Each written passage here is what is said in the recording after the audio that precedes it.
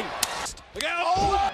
Claymore! Display from Aleister Black! On a middle! Oh, no! Stunning Black. Instinct will have. That didn't take Back for a moment, takes away the... Finn Balor believed that earlier on. Oh, tonight he's learning a lot. Whoa! A deep dream! Michael Syndergaard! And there ain't no party like a super kick party for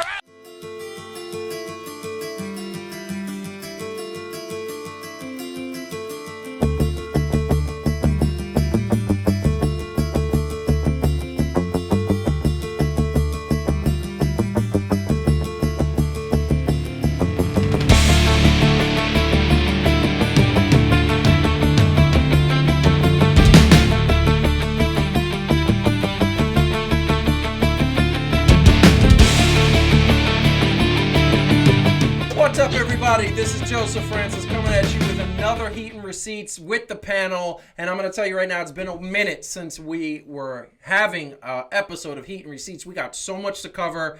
Before we go any farther, hit the like button, subscribe to the channel, and share this on social media. Also, follow us on social media at Fan2Fan Show on Twitter, Instagram, and Facebook. That being said, I'm going right into this because we got so much to cover. This is part one, but this is the panel. We are talking a bunch of topics and subjects. I got the Sting shirt because that is our final subject, but not just Sting as a topic, but him at Revolution and Revolution as a pay-per-view.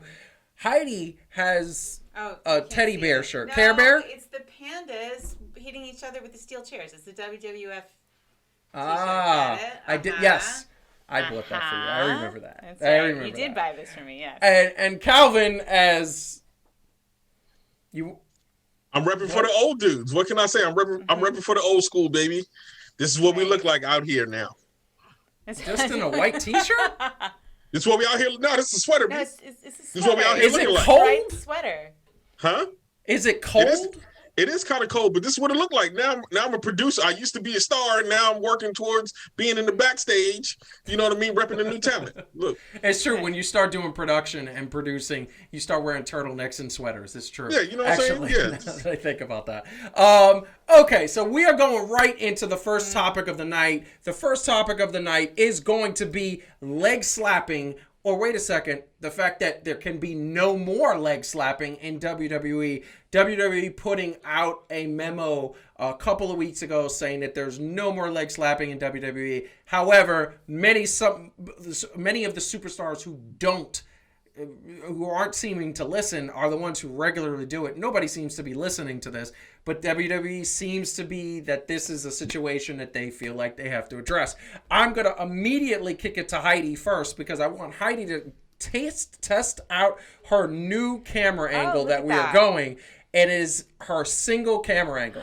She got this like shiny belt, you know. I feel very important. I have my own camera angle. Calvin has his own camera angle, so you should have one a long time ago. I feel almost as important as Vince McMahon's feelings about leg slapping, which wasn't just in a memo. Apparently, there are like a million like Xeroxed pieces of paper backstage where it's tacked up everywhere, like no leg slapping, because clearly this is the problem that WWE needs to solve, right? We're all just really glad they finally solved the leg slapping issue. Because, that was what was ruining everything for all of us.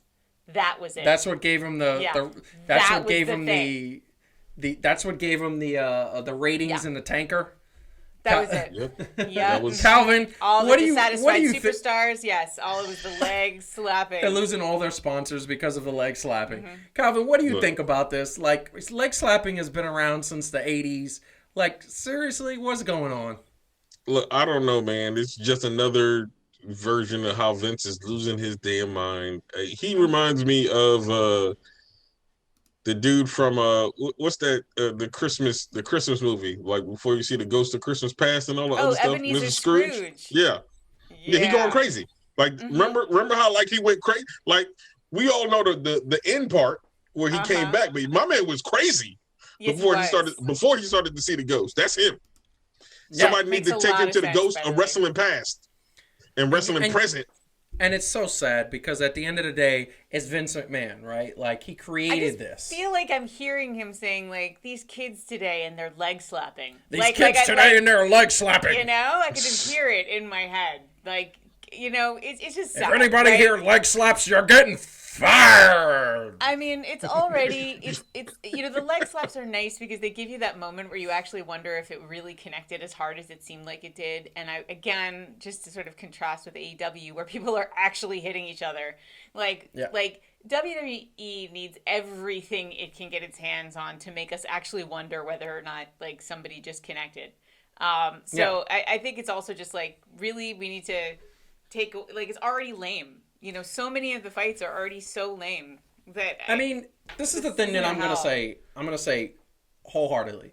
Like, the leg slap, the thigh slap, it is the moment where somebody's skull connects to somebody's knee, or a foot to a skull, or an elbow to a skull, and you hear that, and we all know they're not actually being hit, because if you get hit like that in real life, you'll probably be in a coma. The way some of these dudes are coming at you full force. If Drew McIntyre's foot comes at somebody's jaw, that's a concussion, okay? But the idea to take away the impact, brunt sound of that, like, what are we doing? Is this the reason why your ratings went from 1.9 to 1.6 or 2.5 to 1.9? By the way, like, I just want to say that I'm starting to also feel like, I don't know, Calvin, if you feel this, but watching even NXT, so kind of take NXT out of it, or watching AEW, the pace of the fights of every match, like it's so action packed. And then I feel like what Vince wants, I just feel like Vince doesn't want anyone to wrestle anymore. I feel like what he actually wants is to have a male novella that he runs, because everything is promos. All the matches are super slow motion. Like, one dude hits another dude, and it takes like 5 minutes for them to get back up and hit each other again. And it's like, it's becoming so much like dead air and dialogue rather than actual wrestling. So it's like, I just feel like Vince doesn't actually like wrestling anymore. Like, it's sad. He wants novellas with black guys and white women. He really does want that. He really does. And lots of black on black crime. Look at Calvin's expression. It's Ain't it true, though? It is. Titus and Apollo were with Dana Brooke for like a year and a half, and what were they doing? That was his fantasy. And then Lana and Bobby Lashley. Yeah, I know, but now Apollo got this horrible accent. What is that? He's Nigerian. Is that his actual accent? That is not Nigerian. I don't know what that is. No, I thought I was losing my mind the other night when I heard it, and I was like, was he doing an accent before, and now that's his real voice? No, but you know what's amazing? You know what's amazing about that? Kofi is getting his accent back. No. I swear to God. No. He did a promo a week and a half ago where the Jamaican accent was coming back. Did, nah. Yeah. This is now he was going now with we're not even going to get into the fact that he's trying to go back to his roots, and now all of a sudden he's starting to talk like his grandfather. Apparently he's talking like his grandfather right now with oxygen and the oxygen, cigarettes, and a fake African sound like the dude selling socks on the corner in Granham, in Brooklyn. Fighting Biggie has that effect on people. It's very emotional, and you might regress into your grandfather.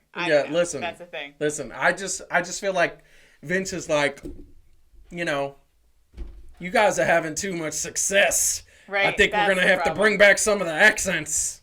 Really. Oh my goodness. Right. Yeah. Look.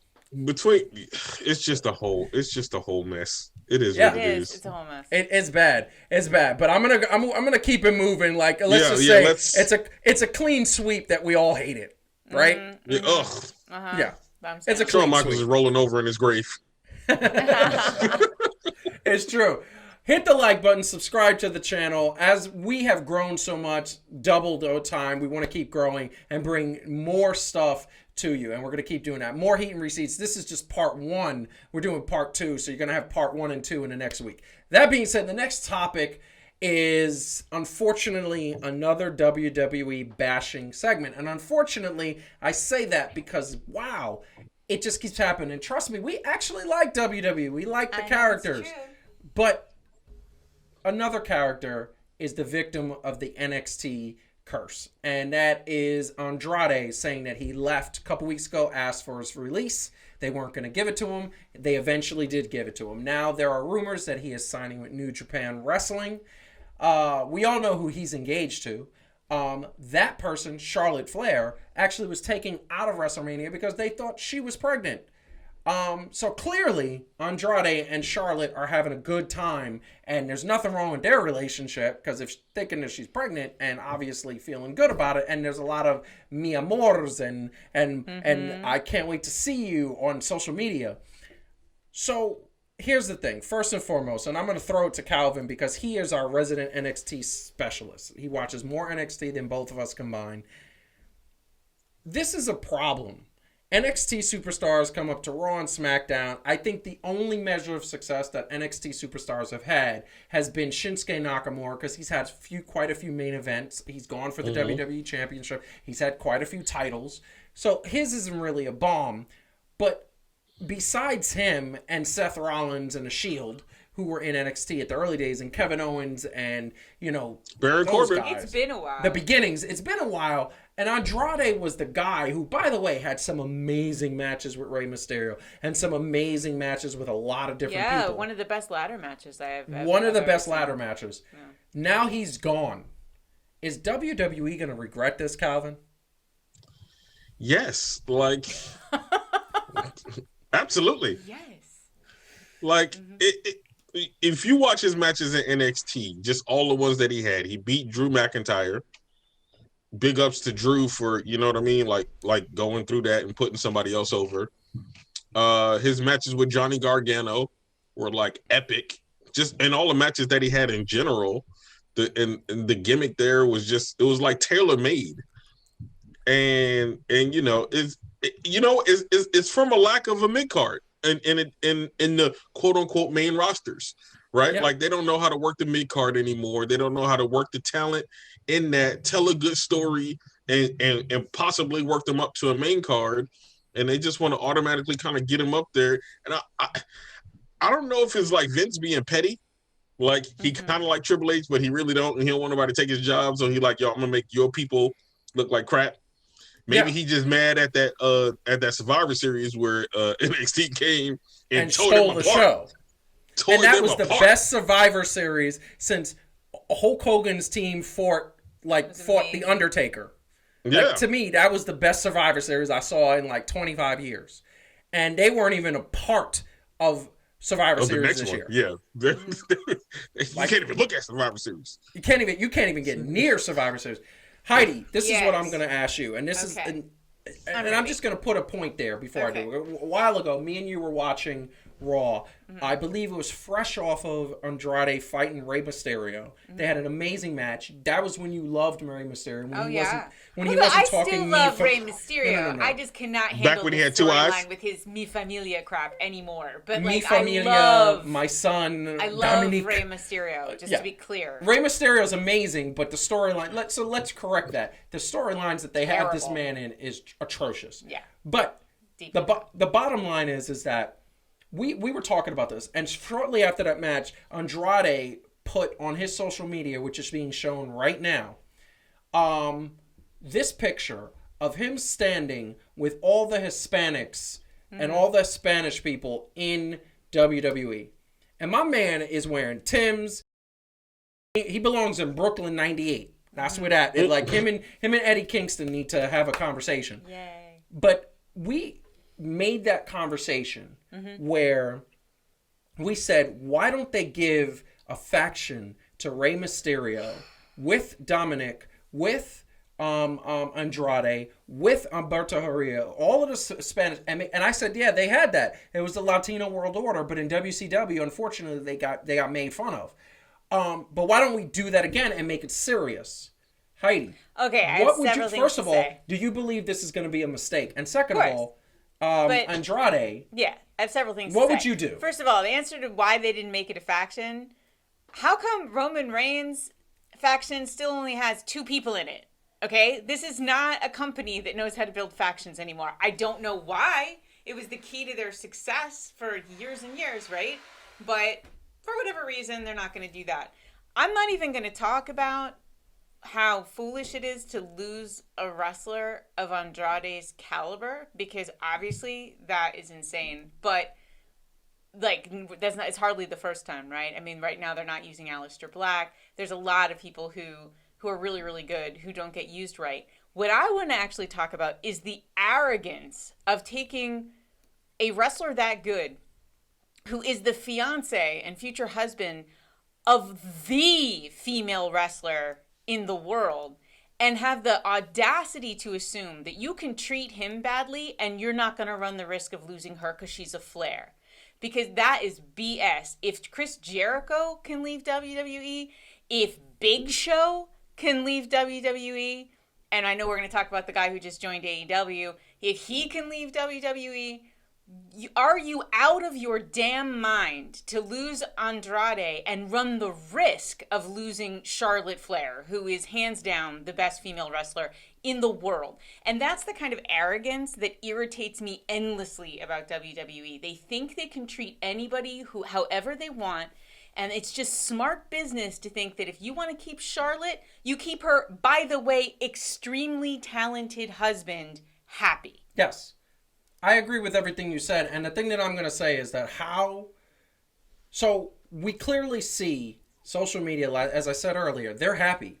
Mm-hmm. If he signs to New Japan Wrestling, what is going to happen?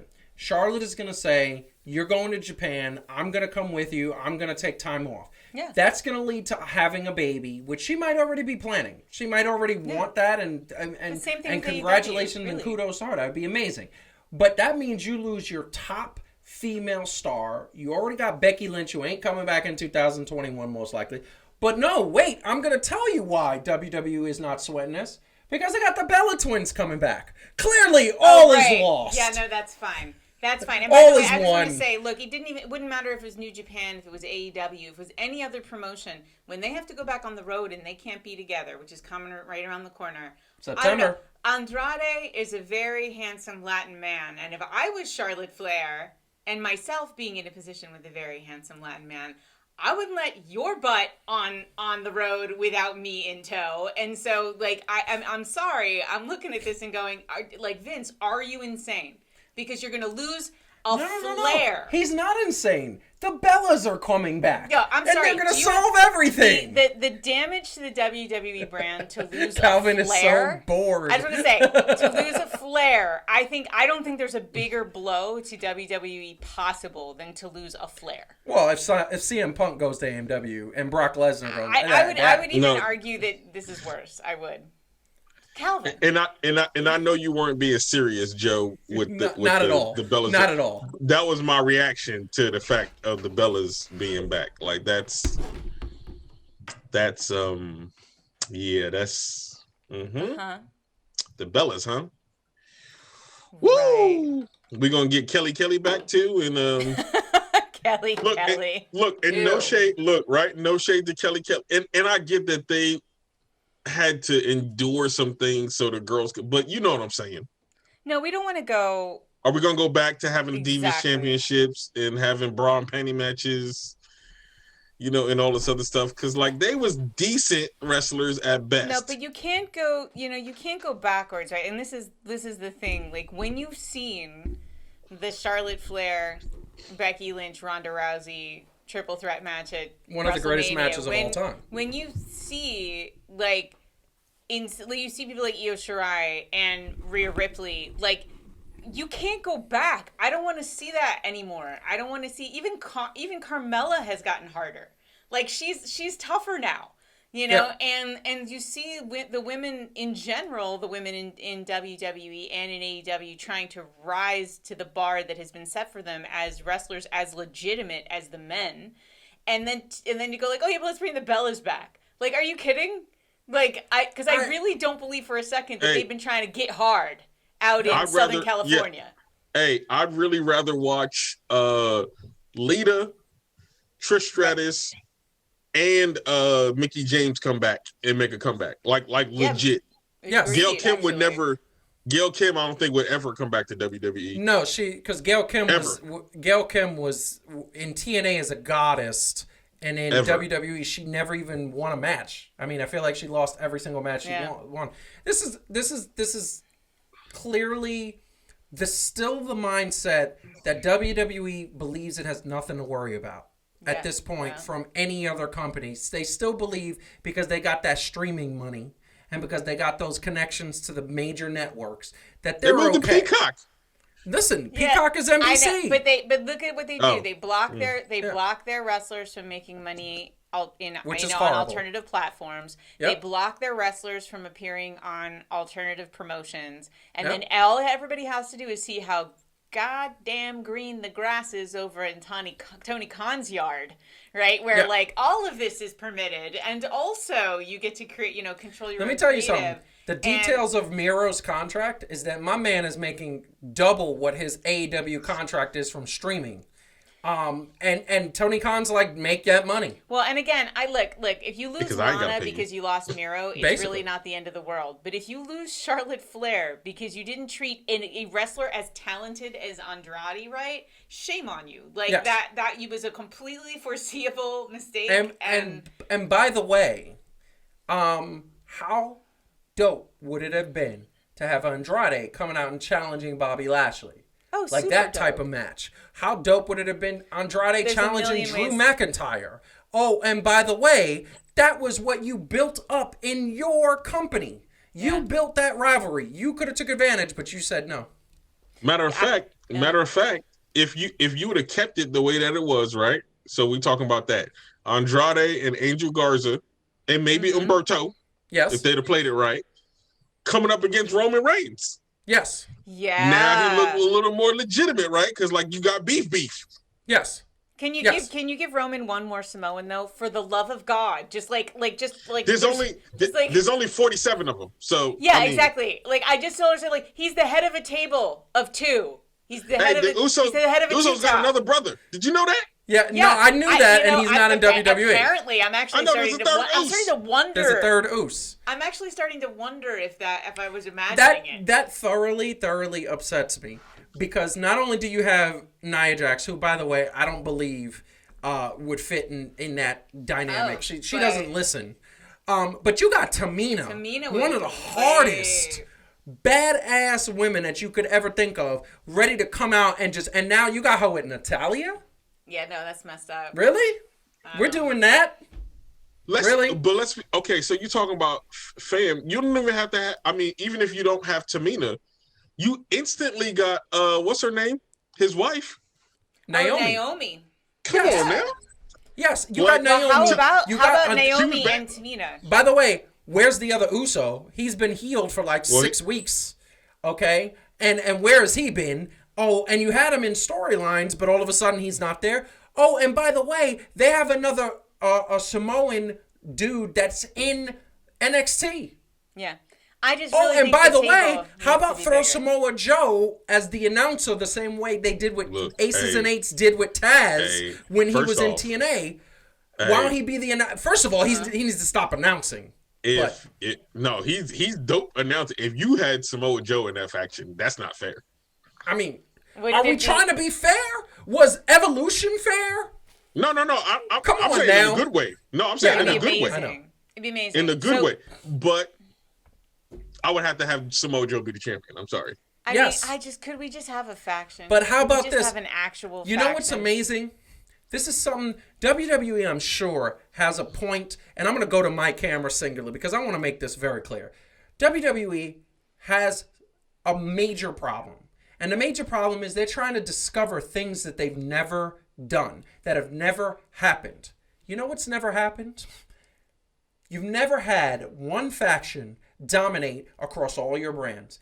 You could have Samoa Joe be the World Heavyweight WWE Champion in Raw. You could have Roman Reigns be the Universal Champion in SmackDown. You could have the Usos be the tag belts. You could have Nia be the women's heavyweight. You could have Tamina be the women's heavyweight on SmackDown. You could have the dude who's Samoan, not related to them, be the NXT champion because he's in NXT. You could get the other Uso brother to come in and rack the mid-card, and then you could find another way to get another dude be a part of that faction. And that would be something that WWE has never done, but they don't do it because they don't. These creatives are not innovative. I don't think it's innovative. Truthfully, I think it's they forgot what was so great. I mean, when learning about wrestling from you guys and like sort of the golden ages that have existed in the past, I mean, all the stories involve factions that were like unbelievable. Top 5, yeah. And I mean, I guess the closest thing to a faction we have right now is, but I refuse to talk about Slapjack and Asshat. So and those Retribution. But I mean, like the Hurt Business is probably the most successful. Almost a faction. They broke them up. No. Yes, they did. Yes, they did. Why we have to talk about that? Nope. Hey, why we have to talk about that? What? Bobby Lashley choked out Shelton Benjamin. Bobby Lashley took Cedric and threw him into the first row. Yep. This is why we can't have nice things. Yeah. This is why. This is it. And apparently, and we're going to talk about that in part 2. But apparently MVP and Bobby Lashley did not want it. Don't watch it. It looks so forced. Like yeah. I have to watch it so that I can yell at my television. I feel like even when they were saying things, they were like, it was like the curtain call. I'm surprised they didn't hug afterwards. It was horrible. Listen, I don't know why they did that. I don't know what WWE is doing. This is the problem. This is why their ratings are tanking. I don't know. Maybe you know what they're doing? I just think I figured it out. You know what they're doing, Calvin, Heidi? They're doing what they described in that one scene in Goodfellas. When you can't borrow another dime from the bank, when you can't take out another loan, you bust it out and burn the thing to the ground. That's what they're doing. That's what's happening. I have no idea. They have given up. There's this episode of Seinfeld where George realizes that if he just did the opposite of every one of his impulses, he'd be really successful. And that's how he ends up working for the Yankees, you know? And because he just literally, like, everything he wants to do, he does the opposite. Like, I think Vince has the George Costanza disease. Like, really everything that writer's room wants to do, they should do the opposite of, and then it'll be really good. It's really sad. All right. We're going to go to the last topic because that just gets us on our nerves. Look, I'd like to see Andrade end up in AEW because I want to see him do some good stuff. Although AEW is kind of screwing up with Miro right now. I don't know why that man keeps fighting the best friends. I don't get it. It's funny, though. It's I don't know if it's funny anymore. I think that time has come and gone. But hit the like button, subscribe to the channel. This is another episode, I believe episode 10 of Heat and Receipts. We are going to have episode 10.B, aka episode 11, coming at you later on. And the topics are going to include, we are going to talk Fastlane. We are going to talk Bobby Lashley winning that title and the faction coming apart. And we are going to talk pre-WrestleMania gab because WrestleMania is this upcoming week as we record this. That being said, also follow us at Fan to Fan Show on social media, Instagram, Facebook, and Twitter. Well, it was an amazing pay-per-view for AEW. AEW's Revolution. They only have 4, which is amazing. It's the core 4. Revolution happened. And Revolution was an amazing, amazing thing. A bunch of things happened. There was a dud at the end. It ended very badly. But besides that, I thought the pay-per-view was amazing. I'd say 8 or 8.5 out of 10. It was a great pay-per-view. There was a couple of slow matches, and there was a couple of interesting things. But the thing that I thought that was the best was this man right here, this shirt that I'm wearing, this 61-year-old man looking better, looking better than half of the people on the roster. Calvin, what did you think of Revolution? And more importantly, what did you think of Sting's performance? Because my man was what? Oh, look, my man was classic. Okay, first of all, Revolution was dope. I love the way they handled everything, even the mess up. Yeah, the screw up. Oh yeah. Even that, right? Like they addressed it. So I mean, you got to go past, the one past it to kind of give them a little grace for that. But at the same time, because of all of that, I'm cool with all of it. Even like, and my man Stinger, I thought he was our age. I thought he was He looking spry. He was looking spry. They set it up. Look, those theatrical matches for people in their 50s plus, they're fantastic. I wonder, when I was watching it, the thing that kept coming to my mind is, how would Oldberg look in one of those theatrical matches? Maybe it might be a revitalization of his career. I will say that the Taker and AJ Styles cinematic match was one of the best things WWE has done in 5 years. I mean, it was so good, and I thought that this was that caliber. I thought, apart from Sting looking fantastic, and they just showed, first of all, it's amazing what he can do at his age, but they also obviously, engineered it so that he would look as good as possible, and they did, and they succeeded. It was believable. It was really great. Darby Allin is insane. And so everything crazy daring that he did to sort of complement the stuff that Sting, I mean, the combination was really great. I love them fighting together. It was really, really fantastic. It was a really great showcase for Sting. Also a really great showcase for Darby Allin, who that boy takes a beating. Yes. OMG. He all the time. Really does. And I have to say, I keep being surprised at how skinny he is, because he's so formidable as a wrestler. You know what I mean? He's another one of these people like a Finn Balor, where you just go oh right, that's right, you're little, but you don't wrestle like a little guy. Darby Allin wrestles like a badass. Finn Balor could have single-handedly taken out about half the WWE roster, especially with now. his coup de grace. This dude could be stepping on people's chests and collapsing lungs. No. I mean, Darby Allin's super impressive. So I think as a duo, this is so well done. Yeah, and this is the thing. I loved, my favorite match of the night was the Young Bucks and Jericho and MJF. Yeah, that was an amazing match. Revolution was so good, but also the build-up leading up to the Sting and Darby Allin match. I kept saying to myself, I don't know how this is going to look. Brian Cage powerbombed my man 2 weeks before that, and I thought he was going to die. I was like, he's 61, you powerbombed him through the mat, and apparently he took about 17 powerbombs in practice because they were practicing, and all with that type of force, yet he couldn't take a buckle bomb from Seth Rollins in WWE? Really? Okay. That being said, the match was amazing. I thought that Sting more than held his own. I thought that Sting looked like a main eventer. And it made me say, are you going to give Sting the belt at some time? Are you going to have Sting and Darby Allin go up against the Pinnacle, which is now what they're called, which is Pinnacle Whip? Yeah. I don't know. Because I think they're ready for that kind of smoke, B. You don't think so? He was looking all right. I don't think he's ready for the Pinnacle, though. I'm just saying. He got to stay with them other dudes. He ain't ready for the Pinnacle. That's a good question. He ain't ready for Dash and Hardwood. We're going to talk about that. Or Santana and Ortiz. I don't think he with them cats. Okay, all right. Well, I just want to say I was impressed. I was impressed. I wanted to also just call it, because Calvin alluded to it too. I actually thought the Moxley and Omega fight was awesome. Yes. And yes, they had that a performance malfunction at the performance issues at the very end with the explosion, but it was totally, Calvin is right, redeemed by the amazing promo that Eddie Kingston and Jon Moxley cut for the next show, where they not only they made me like that it happened, because and the best line is, Impact Wrestling bought the bomb.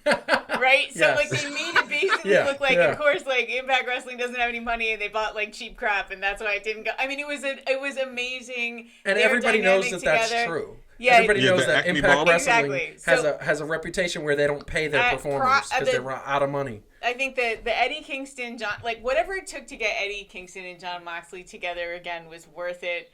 Their dynamic is amazing. That promo made sense of it. It made it hilarious, and storyline. I thought the Impact line was great, but I also thought when Jon Moxley was like, man, and you had to put on your boots and your Timbs, and you could have came out a little bit sooner. That was great. You could have gotten out a little earlier. And then Eddie Kingston was like, you know how I roll? I'm from Brooklyn in '98. Exactly. It was so good. So again, that's just a great example of how creative AEW is. Something goes wrong, and they just worked it. Yes. And it was brilliant. So like I don't even mind. I did think it was a good match. I mean, it was terrifying. I thought that the They're both nuts. In the match were Was great. actually perfect. No, everything worked up until the very last thing, With the lap. which Poof. did not work at all. It didn't. And then what's it like? And then they had Don Callis and everybody kind of making fun of it. Like they made it work. It was like by the time the second show came on, I was like, I'm not sad it happened because that's hilarious. Like it's great Exactly. But see, that's acknowledging, like, you look at the contrast with WWE. WWE does not want their talent to say when they're COVID positive. No. Because they don't want the bad publicity, right? And last time I checked, I thought there's no such thing as bad publicity. If you're in the news, you're being talked about. That's Vince McMahon, I believe, coined that phrase in like the early 80s. He used to say that. His father used to say it to him. This is my point. They literally embraced the screw up. I'm sure somebody got fired because clearly there was a major screw up. And they just said, we're going to work it into the storyline. And they blamed it on Kenny Omega. They blamed it on the heel because they had that whole thing where he was making the ring and he was doing that. It was funny. It was perfect. I mean, what WWE would have just acted like it didn't happen. So And, question. that Question. would've been annoying. We're going to have to do this really quick and I'm going to put this in. I'm going to chime in with...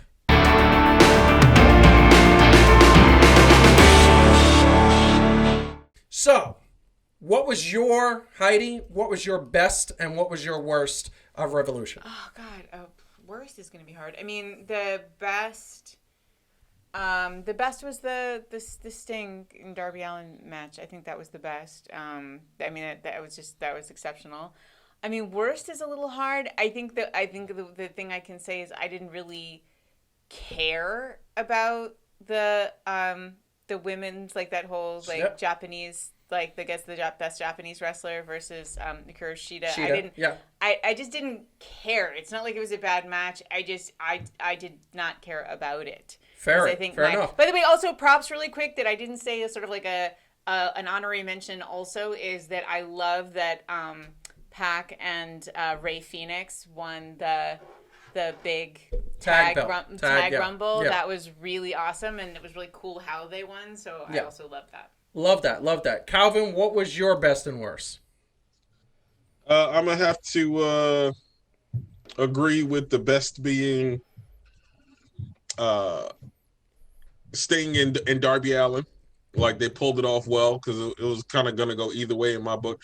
I guess my worst would be, I don't know if it's just the ending of that match, but probably the women's one. I'm gonna have to. I like it. Don't get me wrong; they're getting better. It just wasn't what it. It just didn't have no oomph to it to me. No, and speaking of did you see what's her name, Britt Baker and Thunder Rosa match? Yeah. Yes. That was amazing. I love that match. Here's the thing. That was insane. I'm gonna throw this out here. So to me, the best. I'm gonna say the best of the night for me was the Sting and Darby Allin match. So we're all agreed in that. That's just clean sweep. The women was the worst because of something that I think they have a problem with. They literally are hyping up Jade. Yeah. They're hyping up Red Velvet. They're hyping up Britt Baker is the best women on the roster. Wrestling now, and I think she's the best wrestler now. I think she's the best on the mic. She is the best. And Thunder Rosa is a really great in-ring performer. And now that they're giving her more time to speak, it sounds better. They took this tournament, which I understand the idea was to have a little international sort of like international visual. Yeah, and in cooperation with New Japan. And they took this tournament with a lot of unestablished wrestlers that really don't know. The American audience doesn't know. The Japanese audience doesn't really know the American wrestlers. And there was no character development. There was no backstory. There was no history. There was none of that. And what happened? And saying this to Calvin, saying this to Heidi, what happened? It was a flop. Yeah. We didn't care. We didn't care about this match. It could have been the best match in ever. There was no build-up. There was no development. There was nothing. And guess what? It's sad because I'm sure it was a great match. I'm sure from what I saw, it looked like a great match. What they need to do, Sheeta, I love you. You are a great wrestler. Your time with the belt has been boring.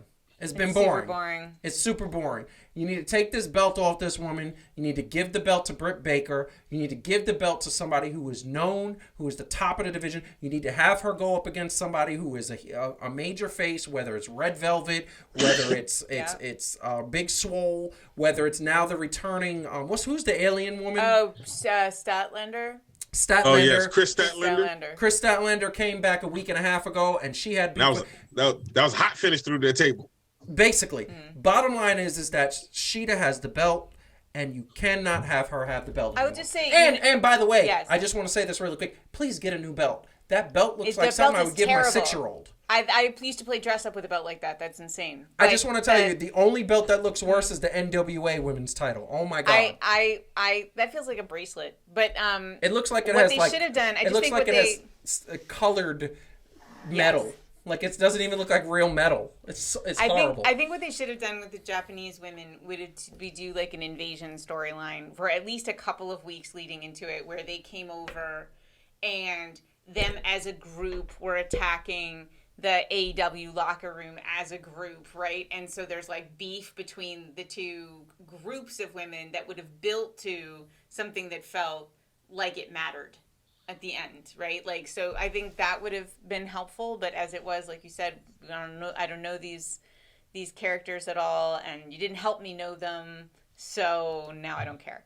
And that's a rare mistake for AEW, but I will say they make more mistakes with their women's division than they make literally anywhere else, because I think they don't really make mistakes anywhere Calvin, else. could that have worked, a women invasion storyline from Impact Wrestling?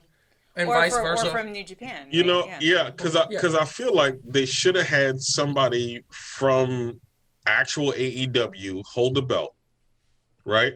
Regardless.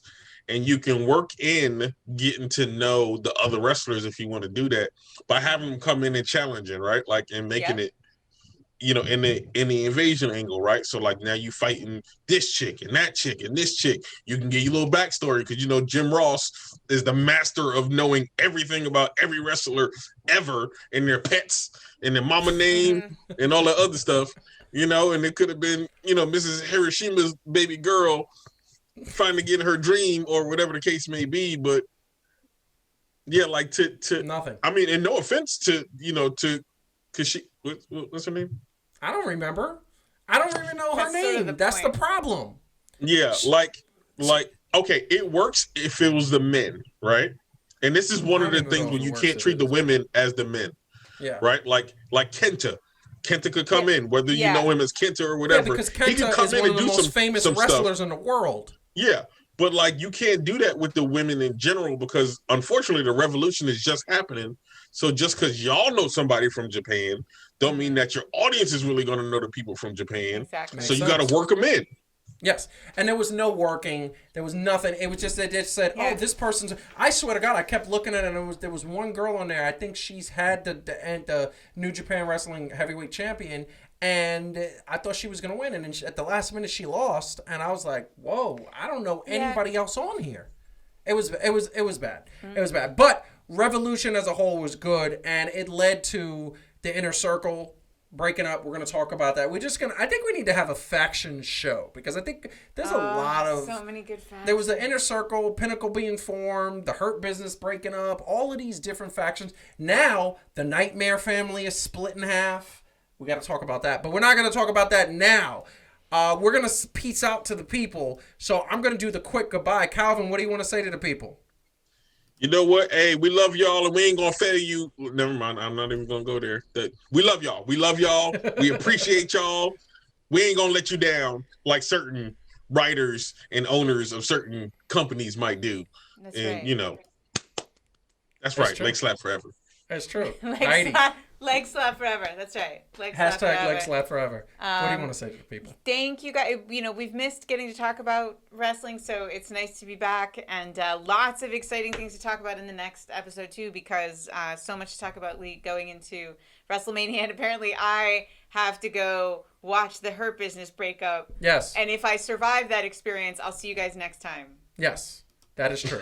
That's true. Yeah, because we got to check that out. Like, I was very disappointed. But that being said, we love you all. It is amazing. Thanks for following us. If you know somebody who likes wrestling, Gab, have them watch Heat and Receipts.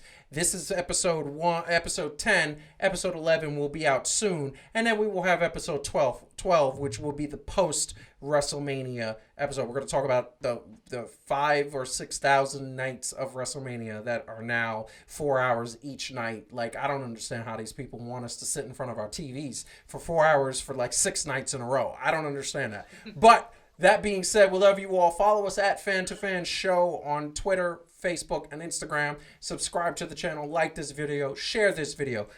Peace out. Enjoy wrestling. We love you all.